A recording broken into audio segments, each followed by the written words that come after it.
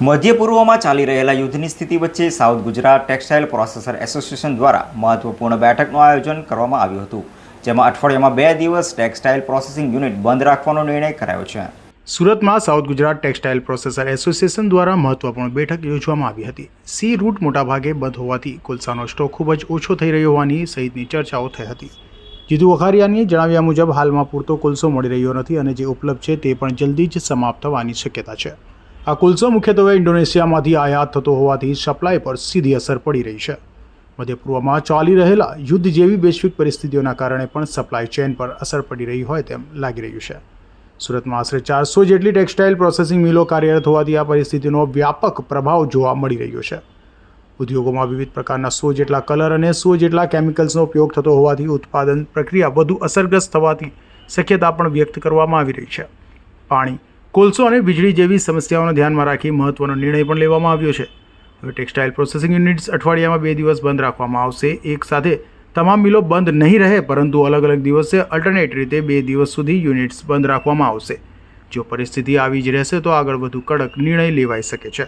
ઉદ્યોગોની હાલની પરિસ્થિતિને બહાર લાવવા આ નિર્ણય લેવામાં આવ્યો છે.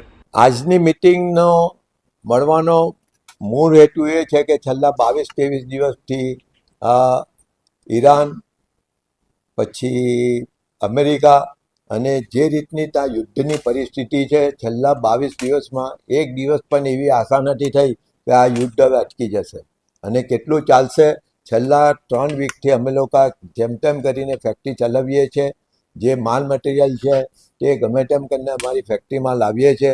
પણ જો આવીને આવી પરિસ્થિતિ રહેશે તો અમારી પાસે જે કંઈ કોલસાનો સ્ટોક છે કે ડાઇસ કેમિકલનો સ્ટોક છે એને રોજે રોજ વાપરીને જો ખોટી રીતે વાપરી નાખશું તો જ્યારે ખરેખર આજે અત્યારે જે મુશ્કેલી છે એનું કોઈ નિરાકરણ થાય તો તાત્કાલિક અમે એને વ્યવસ્થિત રીતે કરી શકીએ.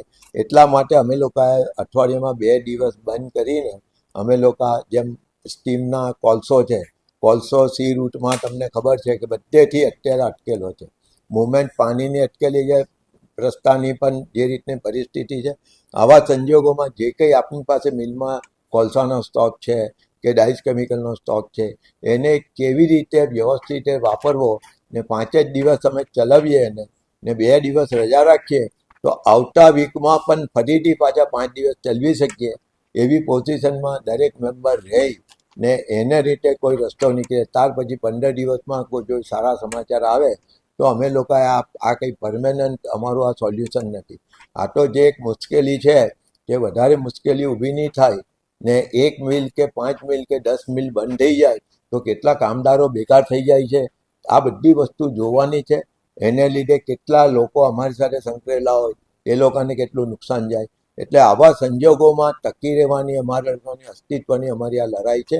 સી રૂટથી આવતા કોલસાનો સ્ટોક ઓછો થઈ રહ્યો હોય જેને લઈને south Gujarat textile processor association દ્વારા મહત્વનો નિર્ણય કરાયો છે અને આવનાર સમયમાં જો પરિસ્થિતિ બગડશે તો કડક નિર્ણય લેવાશે તેમ પણ જણાવાયું હતું.